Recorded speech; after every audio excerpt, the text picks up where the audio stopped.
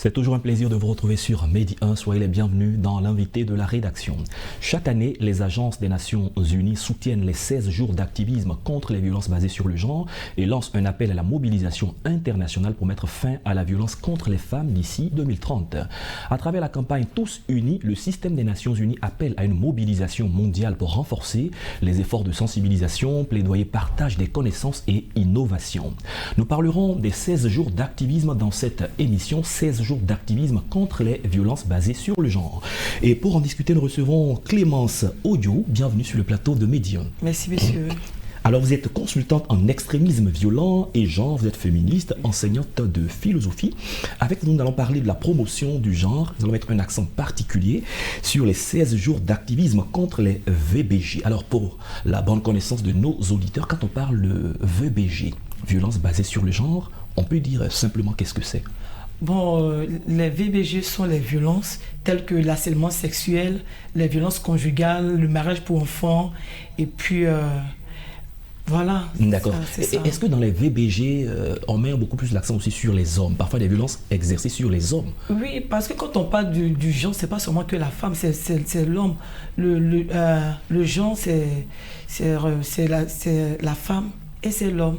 Et donc, si une violence aussi est faite à un homme, c'est une violence basée sur le genre. Vous avez parfois résolu ce genre de situation souvent les pesanteurs, la honte. Le problème, c'est que les hommes, oui, ils ont honte, et puis à cause de la pesanteur, puisque au niveau de la Côte d'Ivoire et partout en Afrique d'ailleurs, l'homme, c'est lui, l'homme, donc l'homme ne doit pas pleurer. Donc, il arrive, bon, dans mes différentes sensibilisations, je n'ai pas encore vu un homme dire qu'il a été violenté par une femme. On a appris je sais que ça existe. On a appris que dans certains commissariats, par exemple, certains hommes qui sont allés se plaindre, c'était de la raillerie. Oui, ils font l'objet de raillerie, ce qui n'est pas normal. D'accord. Voilà. Très bien. Revenons donc aux 16 jours d'activisme. Alors, il y a deux dates importantes, le 25 novembre et le 10 décembre. Alors, que vous rappelle ces dates et quelle en est leur importance? Voilà. Déjà, en 1960, il y a 3 sœurs dominicaines qui ont manifesté une lutte contre leur idéologie, et là-bas, elles ont été tuées par le gouvernement en place. Et donc, en 1999, l'ONU a décidé que le 25 novembre soit la journée pour l'élimination des droits et l'élimination des violences à l'égard des femmes. Et donc, c'est comme ça est né les 16 jours d'activisme. D'accord, là, vous faites l'origine en même temps des 16 jours d'activisme. Oui, et le 10 décembre, la journée des droits humains.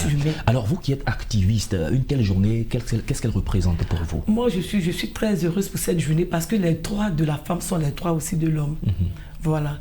Et donc, cette journée prend en compte les droits de la femme, les droits de l'homme, donc les droits des humains. D'accord, on le disait en termes, vous avez 10 ans de militantisme, 10 ans d'activisme.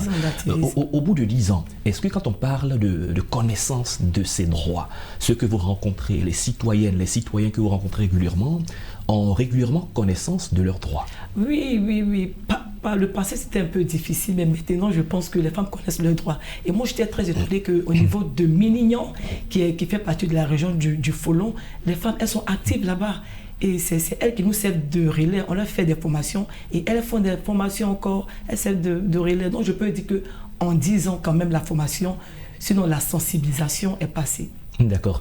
Parfois, on a l'impression que beaucoup d'initiatives sont importées, viennent de l'extérieur. On peut avoir l'impression que les 16 jours d'activisme, comme vous l'avez relaté tout à l'heure dans l'historique, c'est une expérience vécue ailleurs, qui a été transportée en Afrique. Est-ce que ça cadre avec les besoins des Africains, les besoins des Africains?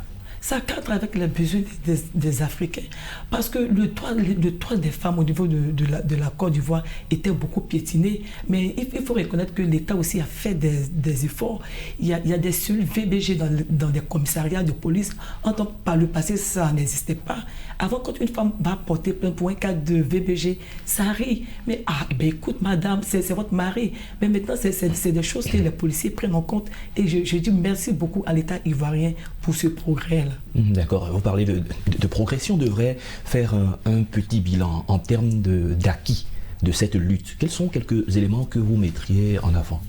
Bon, d'abord, en termes d'acquis, le certificat médical concernant pour les cas de viol, l'État a décidé qu'on ne vient plus porter plainte avec, ça veut dire que on n'est plus obligé d'avoir ce certificat-là pour pouvoir porter plainte.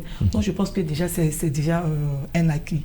Et puis il y a le droit aussi sur le quota où les assemblées élues, pour que des femmes puissent être parmi des personnes qu'on pourra voter demain. L'État aussi a fait un pas dedans. Et puis l'État a installé les studios VBG même dans les zones rurales. Donc ça veut dire qu'aujourd'hui, nul ne peut porter main à une femme, aucune femme ne peut porter main à un homme sans être puni s'il y a des plaintes qui sont posées. Oui, mais c'est clair, si vous portez plainte, l'État est là pour ça. Parce que l'État a averti, l'État a formé ses policiers, l'État a formé ses gendarmes pour ça. Et donc, moi, je pense que... Le problème, c'est qu'il y a des femmes qui ne veulent pas dénoncer. C'est ce qui pose problème, c'est ce qui fait problématique. Sinon, l'État... Elles en souffrent. Elles en souffrent et puis elles essaient d'être résilientes, c'est ce qui est dangereux. Parce que quand tu es résiliente face aux violences conjugales, tu en meurs. La résilience, on ne sort pas là-dedans. Donc, on demande à ces femmes-là vraiment de pouvoir dénoncer. Parce que si elles ne nous aident pas, nous, on ne pourra pas les aider. On a vu certaines qui ont dénoncé pour commencer, qui ont retiré leur plainte. Voilà, qui ont retiré les plaintes. Et puis je trouve que c'est quand même dommage. D'accord. Les 16 jours d'activisme, comment est-ce que ça se traduit en termes d'activité au plan international et au plan local? D'abord, au plan international comme local, on travaille peut-être en parfaite synergie. Au plan international, c'est les campagnes.